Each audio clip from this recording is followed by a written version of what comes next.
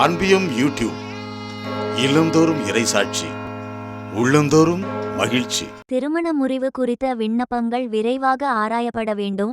திருமண முறிவு குறித்த புதிய சீர்திருத்தங்கள் திருமண விலக்குக்கு ஆதரவு அளிக்கவில்லை.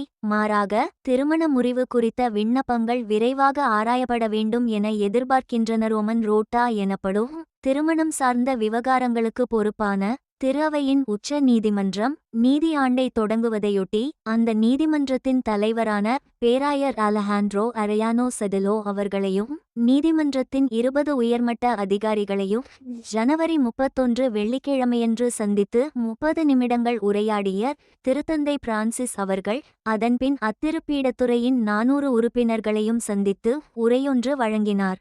நீதித்துறை ஆண்டின் துவக்கமாக ரோமன் ரோட்டா எனப்படும் திருமணம் சார்ந்த விவகாரங்களுக்கு பொறுப்பான திரு அவையின் நீதிமன்றத்தின் உயர்மட்ட அதிகாரிகளை சந்தித்து உரையாற்றிய திருத்தந்தை பிரான்சிஸ் அவர்கள் 10 ஆண்டுகளுக்கு முன்னர் மோட்டோ ப்ரோப்ரியோ என்னும் தன் சுயவிருப்பத்தின் பேரில் வெளியிட்ட மிட்டீஸ் எயுடெக்ஸ் டாமினஸ் ஈசஸ் மற்றும் மிட்டீஸ் எட் மிஸ்ரிகாஸ் ஈசஸ் என்ற 2 அப்போஸ்தலிக்க அறிக்கைகள் குறித்து முதலில் நினைவூட்டினார்.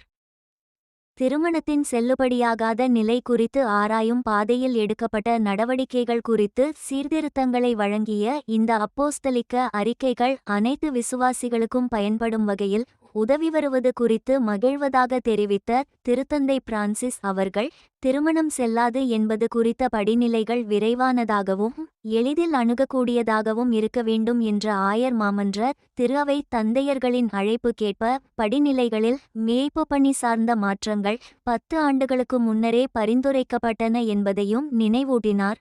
நல்லதை நோக்கிய இந்த மாற்றங்கள் நீதி நிர்வாகத்தையும் தொட வேண்டும். அதன் வழியாகவே இதற்கு விண்ணப்பிப்பவர்கள் தங்கள் திருமண நிலை குறித்து தெளிவான விளக்கத்தை திரு அவையிடம் இருந்து பெற முடியும் என்பதையும் மேலும் எடுத்துரைத்தார். திருத்தந்தை பிரான்சிஸ் திருமண விலக்குகள் குறித்த சீர்திருத்தங்களை செயல்படுத்துவதன் மையமாக ஒவ்வொரு மறைமாவட்டத்தின் ஆயரும் இருக்க வேண்டும் என தான் விரும்பி செயல்படுத்தியதை மீண்டும் குறிப்பிட்ட திருத்தந்தை, ஏனெனில் நீதி நிர்வாகத்தில் அவரே பொறுப்பானவர் எனவும் ஒவ்வொரு மறைமாவட்டத்தின் திருமணம் தொடர்புடைய நீதிமன்றம் மறைமாவட்ட மேய்ப்பு பணி அக்கறையுடன் ஆயருக்கு உதவ வேண்டும் எனவும் இந்த சீர்திருத்த படிநிலைகள் குறித்து மக்களுக்கு விழிப்புணர்வை ஏற்படுத்த வேண்டும் எனவும் கூறினார்.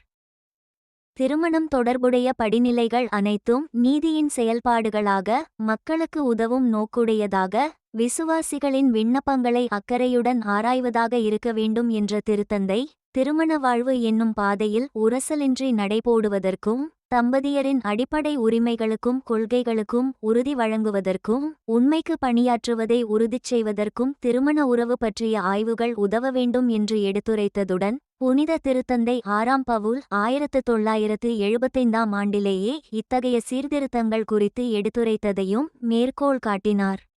இந்த அன்பியம் யூடியூப் சேனலை நீங்கள் ஷேர் பண்ணுங்க, சப்ஸ்கிரைப் பண்ணுங்க, லைக் பண்ணுங்க. Wish you all the best.